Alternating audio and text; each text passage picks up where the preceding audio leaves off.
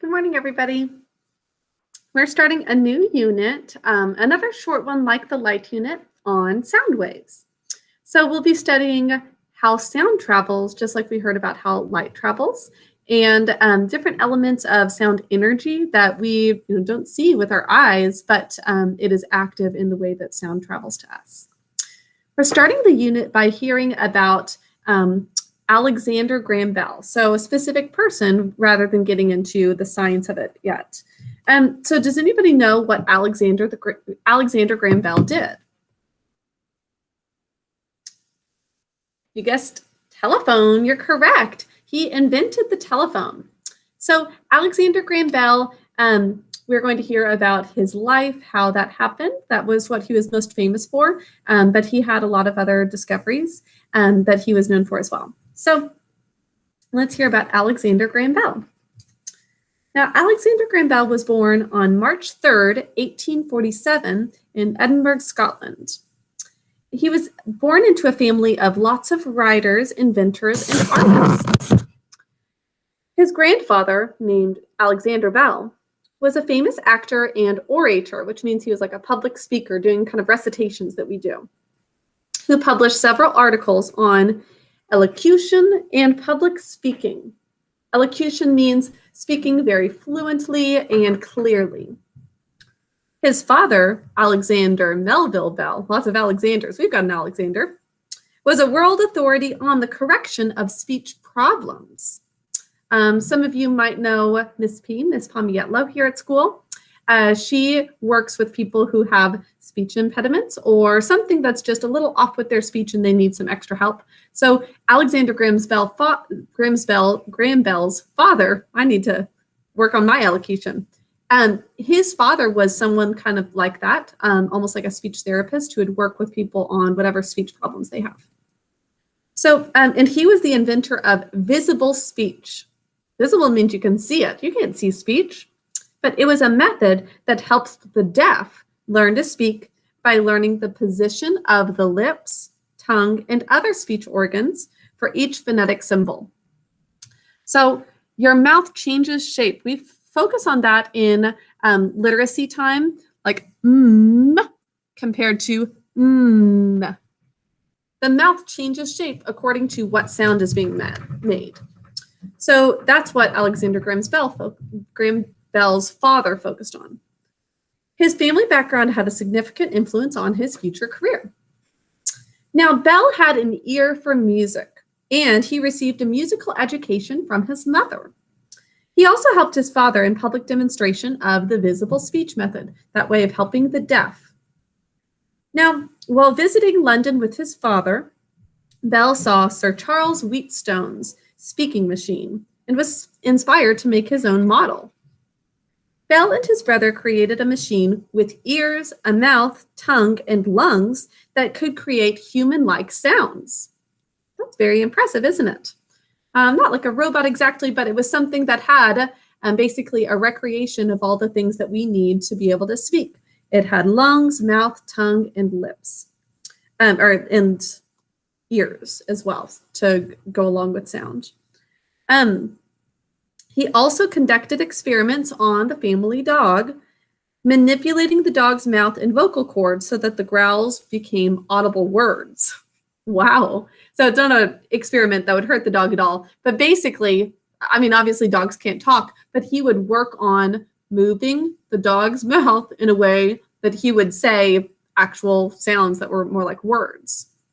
So all of the speech sounds that we make have to do with the airflow, whether it's open or closed, and also the movement of our mouth and tongue and teeth.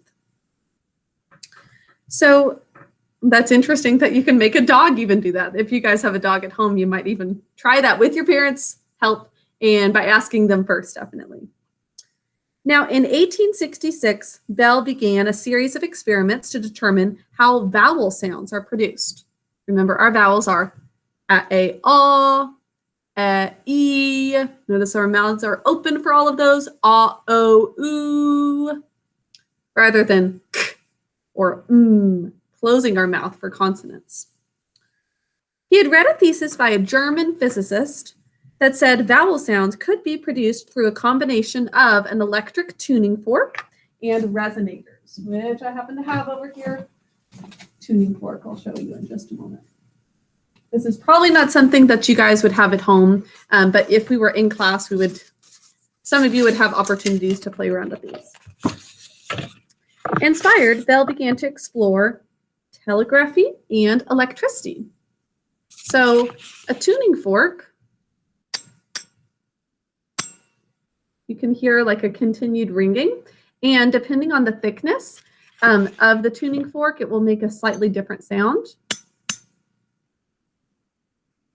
And it continues vibrating. You can hear that vibration as you hold it up to your ear.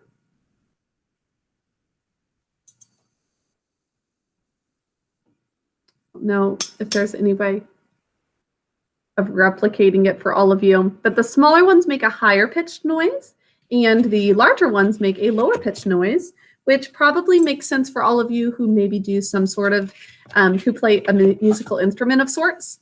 If you play piano, then, you know, behind the piano, if you have a keyboard, this would be different, but behind a true piano, the strings are different widths. So the ones that have a thicker cord are going to make a lower sound, and the thinner cord makes a higher sound. And the best way to see it would be a stringed instrument like a guitar or a violin. So if any of you have an instrument like that at home, I know Shatij plays guitar, then you'll notice that the different chords have different widths, and the smaller it is, the thinner it is, the higher pitched the noise is. So ask your music teacher or parents if you are already playing one of those about which chords make different sounds, because we're going to be getting into that in this unit. Now, in 1870, both of Alexander Graham Bell's brothers actually died of tuberculosis, sadly. In an effort to avoid the death of his remaining son, Alexander Graham Bell's father moved the family to Canada, where he believed the air quality was better, and then to Boston, Massachusetts. There are quite a few people who think like the cold air is kind of fresher and better for you. Now, in 1872, Bell opened a school for teachers of the deaf in Boston, and he continued to experiment with electricity and telegraphy. Now, initially, Bell was focused on sending several Morse code messages over a single wire at the same time. But in 1874, he turned his attention to transmitting speech electrically. Bell found an assistant, Thomas A. Watson, and he began a series of experiments to develop the telephone. Now, Bell used the work of several scientists as a foundation for his telephone experiments and determined that it would be possible to pick up all the sounds of the human voice by a harmonic telegraph.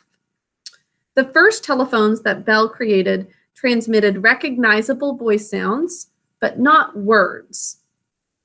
After many experiments, Bell finally developed a machine that transmitted recognizable words. In March 1876, Bell sat in one room and spoke into a phone.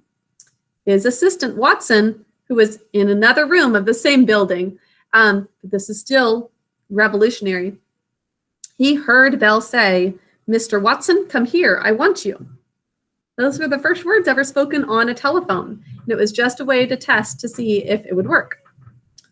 So Bell was issued a patent, which means it is like certified that it was his idea, his creation, for the first telephone on March 7th, 1876.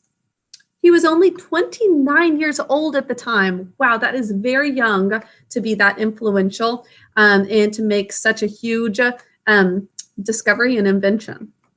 Now, Bell exhibited his telephone at the Centennial Exposition in Philadelphia and began a series of public demonstrations around the United States and in England and France.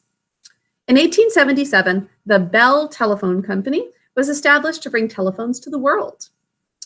Although Bell is most famous for creating the telephone, he continued to work as an inventor and teacher throughout his entire life. In 1880, he patented the photophone. A lot of these are from Greek words that we know. So tele means far away, phone is sound. The telephone is far away sound. Photophone comes from photos. Do you guys remember that one? Light. That's right. So light and sound. So photophone is but focused on transmitting words on a beam of light. Transmitting words on a beam of light. His work in this area laid the foundation for the fiber optic technology that is in use today. So even though that wasn't immediately what we would use today, it really started other people being able to use that. Now, in addition to inventions for improving communication, Bell developed a variety of designs for airplanes, kites, and hydroplane watercrafts. He also experimented with early forms of air conditioning. In all, Bell received 18 patents for his inventions. Alexander Graham Bell died at the age of 76 in 1922. So,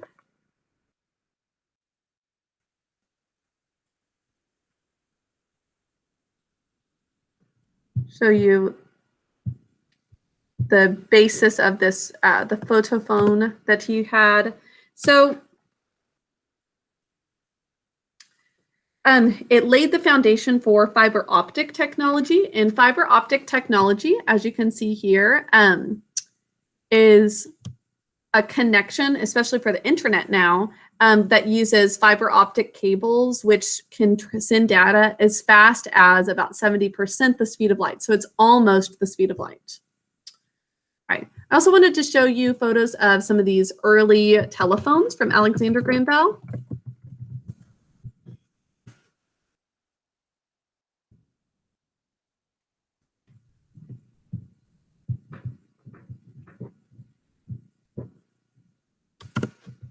Okay, so here's Alexander Graham Bell. Here he is at a telephone that had a separate mouthpiece and sound piece for listening. These are what the early ones looked like. That wasn't like the first one, but that was one of the very early designs. There he is.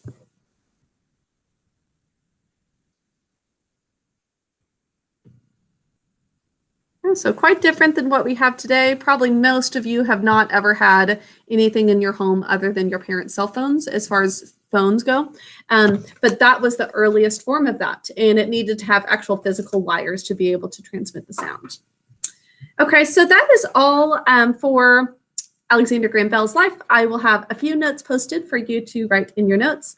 And I hope that you enjoy this coming unit on sound.